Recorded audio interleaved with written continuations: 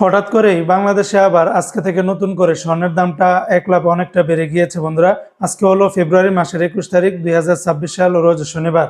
আজকে থেকে যারা বাংলাদেশে সনাতনের প্রতি গ্রাম স্বর্ণ ক্রয় করবেন 14,860 টাকা, তাহলে সনাতনের প্রতি এক ভরি স্বর্ণের দাম 1,73,327 টাকা।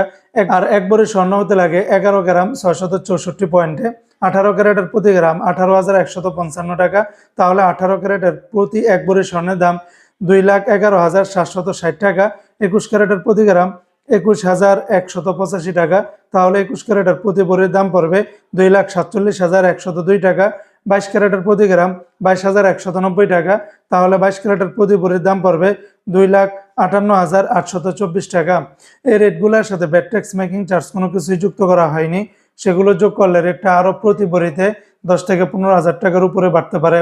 তো বন্ধুরা মনে রাখবেন, রেটটা যে কোনো সময় পরিবর্তন হতে পারে।